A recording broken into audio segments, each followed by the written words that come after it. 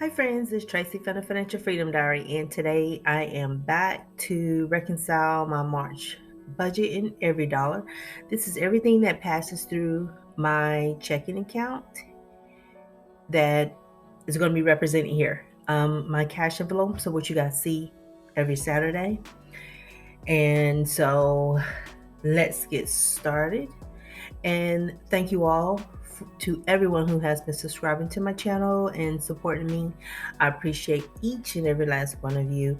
You guys are such a blessing to me and a great help as far as me staying on my budget, me doing the right thing with my money. It's real easy when, like, I'm single and I can misbehave with money because who's going to really call me out? My sons only know what I tell them. So this helps me a lot because I'm actually sharing the numbers on a routine basis. So my cash envelopes is every week, and on here I reconcile my budget in EveryDollar on camera once a month, and then you guys see me set it up once. So you'll see me set up April pretty soon because I have to do my monthly cash flow plan for the month of April. And during that time, I know someone wanted me to slow down and to, show them how I set up my budget in EveryDollar. I will do that at that time. In this video, I'm going to be reconciling everything that I set up in here, because her concern was she can do this on paper, but it never works out well in EveryDollar. So I'm going to go through how I do mine and how I set it up, and you'll see me reconcile here. And I normally take my time when I do this. So one of the first things that I wanted to show you was that for March 2020, I have $8 left to budget. I know that was not what I had in there when I set up for March, but the reason I have $8 is because of my savings from my cash envelopes. In my projection, I only had $50, but I actually saved $58. And so I plugged in $58. And so that left me with the $8 left to budget because it is unbudgeted. And what I forgot to tell you guys that I have is my little handy dandy notebook. I have my monthly cash flow plan, and I have my notebook because I wrote down all the transactions that cleared my account. And so if you see me looking down, that's what I'm looking at. And one of these days, y'all, I am going to hang a picture up here on this wall. I'm going to open up the boxes that have my stuff and I'm going to decorate my walls one day. But I actually like for them to be white too, so I'm a little bit conflicted. But yeah, it's on the list. It's on the list. Promise. It's going to get done. So the first thing we're going to do is we are going to see what I put in here first and try to remember what I did. And I am going to add a new transaction. And this is going to be my income. I need to track my what I got paid. So my first check of the month was 2515.92, and I got that check February 28th. And so I'm going to put primary so it matches what I normally call my income. And then I'm going to choose an item. And I'm going to put this as my paycheck number 1. Now, most people, when they put in their checks, they list their checks out. So they have a paycheck 1, a paycheck 2, a paycheck 3, 4, however many times they get paid. I do something a little bit different with mine. Money that I earn from my primary job goes into paycheck 1. Money that I earn from my side hustle goes into paycheck 2. And I just have a division along that lines. When I get rebates or anything like that, I add a category for my rebates. Savings from my cash envelopes, I add a line for that. Interest from my savings, I have a line for that, which I rarely ever document, but it's there. But that's how I do it. But I know, like, I watch my sons do it, and they actually list out their 4 paychecks one after the other. That's the way they prefer to do it. And I think most people do it that way. I think I'm a little bit, I just divide the categories so I don't have a bunch of things listed. I don't know why. It's just my little thing. So, primary, I'm going to change this to income because this is paycheck number 2. And I'm going to put that with primary, and I got paid on the 13th. So I get paid on the last day of the month and the 15th of the month. If the 15th falls on a Saturday or Sunday, I get paid on the preceding Friday. So let's track my income there. And so now you see how with paycheck number 1, I planned $5,031.84, but I received $5,188.38. I'm going to go over here and I'm going to change my plan to match my receipt. The reason why I do this is so that I budget that money. I have found, and so now I have found that when I don't do that, it increases the likelihood that the money just slips through my fingers. And so I don't get to do all the things that I should or could have done because I didn't track it. And so I don't leave that imbalance in my EveryDollar account. So when I change the plan to match the received, look at my left to budget. I now have $164.54. And I apologize if I'm shaking my monitor. It's because I'm shaking my desk actually. Tongue tied today. And so another thing, so that's my income from my primary job. I also deposited the $58 for my cash envelopes. I deposited that.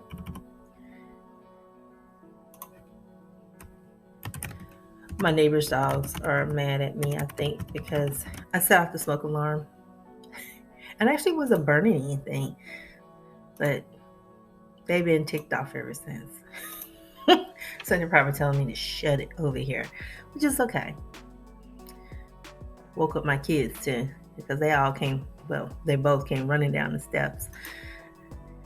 I'm notorious for burning up stuff. Just in case, that's a little tidbit about me. If you didn't know, I'm not the best person at cooking.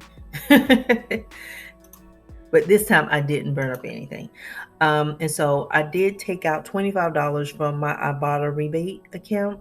I took that out on the 2nd. Yeah, so if y'all hear barking, that is probably Huey from next door. I think I just said it as an expense. I'm sorry. So if you do have this, you can go back to the transaction, click on it, and change that to income, and then track income. Now I'm going to go back to this one here for the cash envelopes, and I want to change that date because I actually made that deposit on 3/3, and I do have that as income, and I'm going to track that. So now you see here, I have a difference between in my rebates. I said 20. I actually took out 25. And so I'm going to adjust this amount to 25.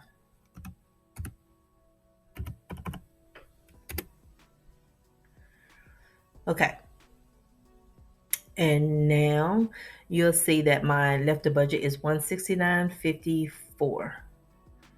And so I'm going to close that out.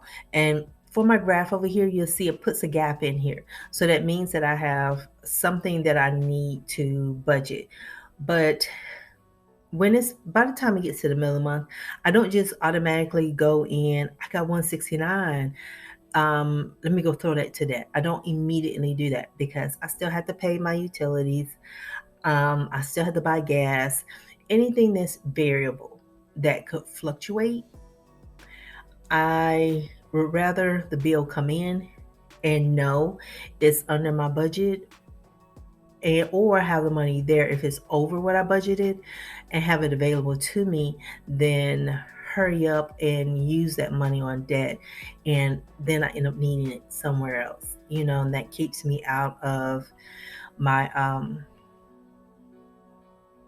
emergency fund or my cushion. It keeps both of those kind of secure from me. My sinking funds I tend to manage on paper because I can manage it better there than I can in here. This is an area that I am working on doing better in, but typically I'll come back after I film, and then I go in and I will mess with the sinking fund section to do adjustments and stuff. But I have a hard time keeping that one up to date, so I won't lie to you guys on that one. And I want to add a new transaction, and then I'll take care of the other ones that I had previously logged. You guys, please excuse me if you see me moving my shoulders. I'm trying to I have a tight muscle in my shoulder, and it'll mess with my neck. I need a massage, basically. It's because I sit at my desk at work like that, and that'll holds up my shoulder, and I'll get that knot in there. And so this was for my cash envelopes. And so you don't have to put, like, I went to the bank, I took out $635. So I want that reflected as what I went to the bank and actually took out. And so I can put that in as one thing, but in the choose budget items area, I can actually split that up amongst different transactions. So I don't have to select like one. Because you can split an item. So the first thing I'm going to do is find my food. Are you groceries? And see how now the next thing it does is give me an option for add a split. And I'm going to go back to the food and pick up my restaurants. And if you put in like $3.25, and so it'll tell you here you have $310 remaining. And so here I took out $40, and you see I don't have to put in the cents. I did something weird last time and the numbers were off. I ended up having to go back to a category, clear it out, and then to find what was wrong, it was like it didn't register. Someone said that I put a comma in there. I tried it. I could not get it to do what I saw it do when I was recording, and that was just, it was weird. Very, very weird. I don't doubt that that I put a comma in, because I honestly don't remember what I did. So I'm gonna take the person's word who was actually watching me and what I'm doing, because a lot of times you guys will catch me doing things that I did not see. And so the car maintenance, that's the cash envelope that I keep on hand here. My laundry is another area that I have. And so I'm just going to go ahead and put in $75 here. And laundry, I put in $45 there. And let's see if I can get this up on the screen a little bit better. And so I have $150 left. And so that is my household cash envelope and my personal. So household, and then I'm going to add personal. And if I scroll and see my debt, I went too far. So $50 and $100 in my pocket money. And so now you'll see that which was kind of like a light blue there, now is like grayed out. And so I have $0 remaining. And so I'm just going to click track expenses. Now I did have the paid version of EveryDollar. I actually liked it. It was really convenient and everything, but it wasn't a necessity. And so I'm trying to get to the point where I am, my goal this year is I want my student loans, my whole total debt, to be less than half of my total debt that I had when I initially found out my numbers. And so I'm working hard to get there, and I want to try to get under what I originally owed by December. I had a number, you guys, and I swear I can't remember right now.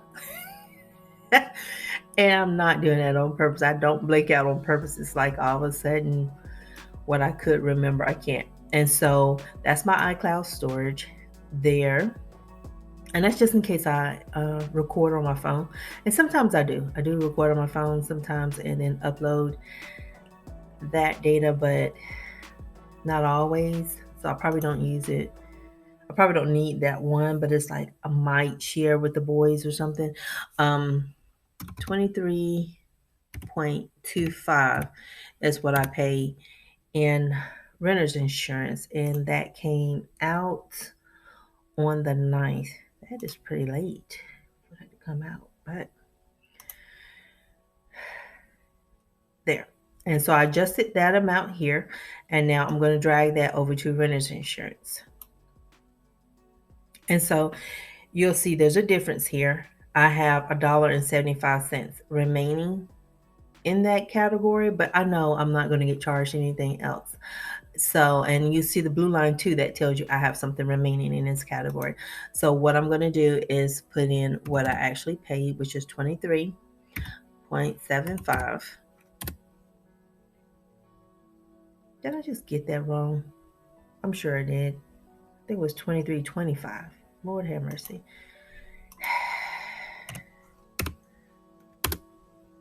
There. And now that's equal, but you'll see my left to budget now is up to 171.29. And I'm looking at my list over here. I have a list of the things. And I took care of the rent and assurance. There's a few more transactions like my gas. I need to actually log that. And so I paid my identity theft for the month. And this comes out of my paycheck. I purchased this through work, and it's like $3 and something per paycheck. I had an incident last year. If you're new to my channel, I had an incident last year where somebody opened up $3.48 a paycheck. They opened up a Xfinity mobility cell phone account. They purchased like 3 cell phones. Somebody else's credit card, not mine, but under my name. So I purchased this, and there's a couple of ways to log, because I know you probably like, she just logged that differently. There's a couple of ways to log a transaction. One can go up here under transactions, and that's in the upper left hand corner, and click on that plus sign and add new. And I'm X out of that. Or you can click on a category, and then you can click on add new here. And that's what I did. When you do that, it automatically selects the category to put there, and you just have to fill in the amount and put in the appropriate date. But yeah, that's why I have that, because before I just had, why am I putting all kind of letters in here? I just had Credit Karma, and they did alert me when something happened on my account. I did get an email the very same day, but I actually didn't check it until that Sunday when I was waiting on a laundromat to open, and I got to work on it immediately. And so I did have, luckily I had Credit Karma. So if you are concerned, because as are concerned about your credit and what might be going on with your identity, Credit Karma, if you don't quite feel like you have the funds right now to pay for something, Credit Karma is free, but it's only credit monitoring. So if something happens, you don't have a company that's going to take care of that for you, and you may not need it. I mean, like I took care of that on my own, and so I didn't need it, but I felt like, as I pay down debt and my credit score keeps going up, I have to be careful that people may be running my credit and seeing that, and they may take out things in my name, assuming that I'm not paying attention. Like I'm some old woman just sitting around, not paying attention to what's going on. And that's me on a good day, but not today. So now my student loans. And so I am going to see what I have in here for student loans. And so I only have my monthly payment listed in here. And so I'm going to add a transaction. I have that written down. And so I paid $664.71.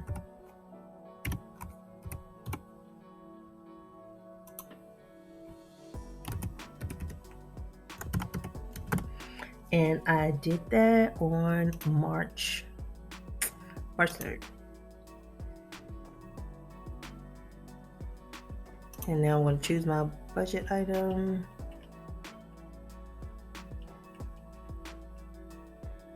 Choose my student loans. Here. And so now it puts that automatically in that bucket there. And so I got that, log my deposits, and now I have gas for my car. So I'm closing that out. And this number isn't quite right.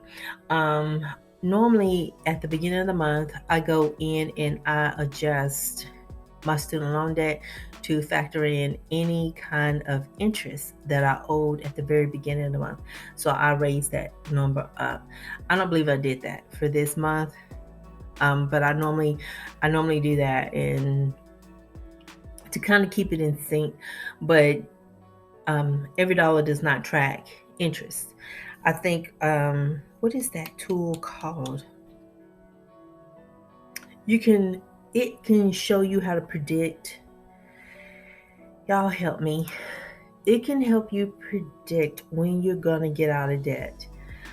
It's an app. It's online. It's gonna kill me. I cannot figure this out. But you can put your interest rate in there, and now that one actually works really good. Once I figure out what the name of it is, and probably when I'm editing, it's gonna come to me what it is. So March 6th, I paid $15.43 in gas. It's gonna come to me right then, and I cannot remember now what the name of it is. And this is how I know, like, it's approximately July 2022 is when I'm gonna get out of debt, but I can't remember. Undebted. Yay, I did it. Ooh, every time I lean back, I can feel this muscle it's just tight. That's one of the things when I'm debt free. There's a couple of things I want to do, and a massage. That's one thing I want to do, is be able to go in and get myself a massage. So I took care of Apple, $14.56 and gas for my car. But yeah, that's one of the things that I want to do. What's something you want to do when you become debt free? What is the first thing you want to do? I want a massage. I just want to get the crooks, because I got a knot in my shoulder that is tough. And I have a heating pad. I have one of those little hooks that I can work it out with. But when I work it out with a hook, it hurts so bad to put my shirt on the next day. I have my lacrosse balls, and so I put that up against the wall and work out the knots, and I do all this stuff. But yeah, I'm like, I just want to go in and get a massage. And so that's that. And the last thing I want to track is my Etsy expense. And so the total was $67.98. And you're going to see something. And let me see what it's going to show. So let me log that up here. 67.98. And today is the 16th, so I saw that in my account. Etsy. And I'm going to log this on the personal, because this is where I normally take care of this. I typically don't use my budget money for my personal stuff. The $100 I give myself is what I have to use to pay for the things that I want. And I only give myself extra. But what I wanted to show you guys is here. I've already taken the $100, and now I spent $67 more. And so see how that's a negative? And and it's negative because I should have deposited $70 today, and I'm just remembering while I'm putting this in that I didn't go to the bank. But that's why there's an imbalance. And so when it's like that, what I do is I go in, put in 167.98. Okay, that zeroes that out because I don't have any money remaining, and that takes it out of my budget. So I don't have that left to budget. Now, once I go to the bank and I deposit $70 that I have for that, and my sons have given me $100 total, but $50 a piece. I would deposit all of that, and then that will counter out this, because once I make that deposit, I'll drop that into here. It'll zero out the 67.98, and I'll set that back to like $100, and I'll have like $3 left to spend, and I'll adjust that down. And that's how I do that. Is I like to make sure that I wash everything out. I don't like the reds. I don't like the negatives in here. And if I can, I try to go ahead and make this an EveryDollar budget. But I don't do that on the 15th. I try not to be too strict around that time. And I don't try to make plans for that money too early, because I can't predict everything that could possibly go wrong. And let's say my utilities, I get my utility bill, and my utility bill is instead of $275, let's say it's $375. That $100 I got left to budget will go towards that.